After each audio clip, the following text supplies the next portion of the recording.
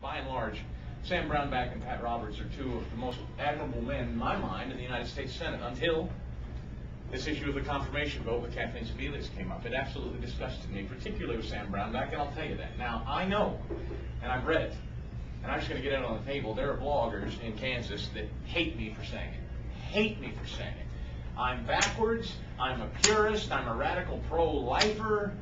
No, all I am is a guy that values a man or a woman's word.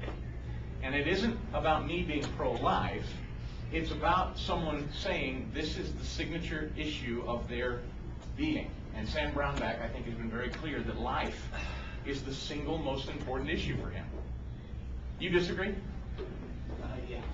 You disagree? He can't say it. Tell me why. I work for the man. And I adore him. I adore him. But I just, and I'm not here to bash but I think it's healthy discussion. I cannot figure out the logic in, at least now she's out of the state. Well, now, it isn't as though she needed his vote, I think is the point. It isn't as though she needed his vote. She was going to go handily to Washington, D.C. without anybody's help in Kansas. I think it's more important to Kansans that Kansans stay pure of heart right now than it is party unity. It might. Oh, no, it's just a check. But anyway, Your shoulder or some I honest to God, I didn't come to pick a fight, and I knew it was probably going to come up. But, you all right? Are you really? Yeah. Can you breathe? Eric has some water. Okay, good. She can breathe. But I honest to goodness, Sam Brownback has been a great guest and friend, and I have virtually never disagreed with him on anything until this one. So, bygones. Come on. This is the first one. All right, amnesty was the other. Sorry, two. But they're biggies. You got to give me that. It wasn't nuance, right? Give me that. Immigration was a biggie. Kathleen Sebelius was nothing. Okay, well, that's your opinion, but that's okay. We're entitled. God bless America, right? The point is, bottom line, at some point, we're either... Look, the positive, let me start positively. Let me start by saying, in a year when we were told Republicans didn't stand a chance, and it was supposed to be a slaughterhouse, the upside and the silver lining was Kansas and Missouri emboldened their state legislatures. And I think that's the most positive sign. Topeka and Jefferson City both grew in Republican strength in a year that we were told Republicans were supposed to be shellacked. It didn't happen. Republican delegations grew. I mean, Kansas was, what, with the Lynn Jenkins pickup, Aaron, it was one of the only states, if not one of four. One of four in the country? Think about that. Lynn Jenkins was one of four Republicans in the country to defeat a Democrat incumbent. So Kansas has a lot to be proud of. And Pat Roberts and Sam Brownback and now the entire delegation, but again, a guy like Dennis Moore, you're going to have to help me understand. I don't get it. We're in Dennis Moore country, and I don't get this guy. I don't understand how a guy like Nick Jordan can't beat Dennis Moore in a year when we're finding out now he sits on the Financial Services Committee with Barney Frank. I mean, this is arguably the most bankrupt and devoid committee in all of Congress, and Dennis Moore can't beat Emanuel Cleaver. I don't know. I wish I had some sort of prescription to figure out how it is Republicans can articulate and convince people that there are certain Democrats who are bad for business. But I hear time and again about guys like Dennis Moore. Oh, he's affable. He's grandfatherly. He was our family attorney once. He was friendly in Johnson County. I used to shop at his grocery store. He plays guitar.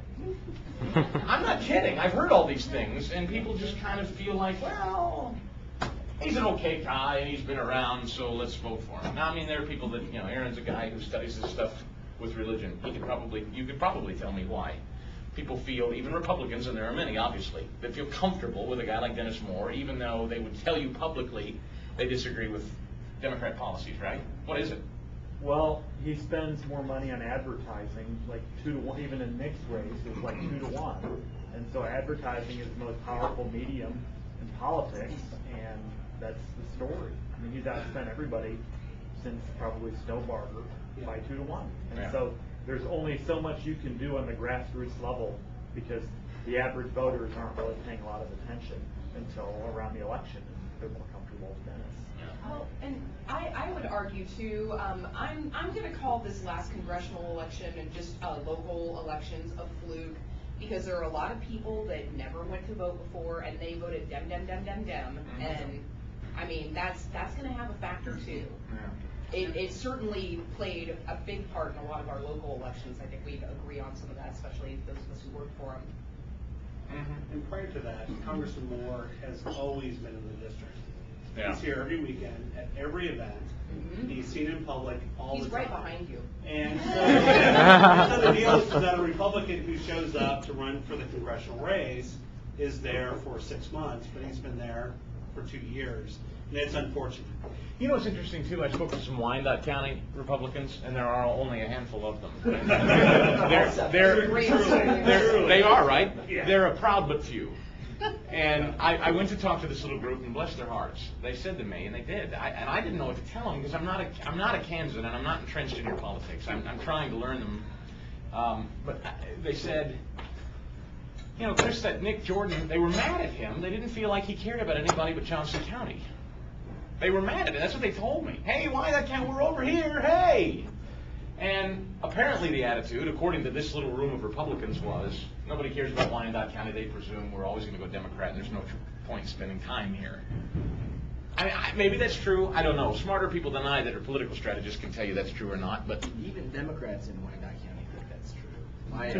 My friend's dad is a former state senator in Kansas. Yeah. Had a D next to his name.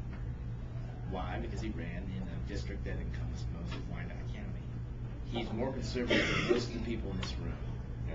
Hates Dennis more. Isn't that funny? I'm paraphrasing his son is my pal. But he calls himself, your point is, He thinks Dennis is a douche. He doesn't like Hillary. He doesn't like Iraq. He votes against increasing school funding all the time, so the teachers union say. I mean, these are all traits of Republicans, and now he is one.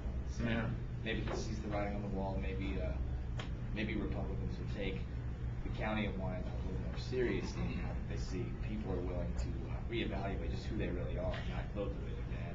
I think that's a great point, because I live in a county on the Missouri side, Clay County, and I'm from a county, Ray County, where it used to be, honestly, you ask my grandparents, you had to like go up and whisper at the polling place, Republican, ballot, Republican.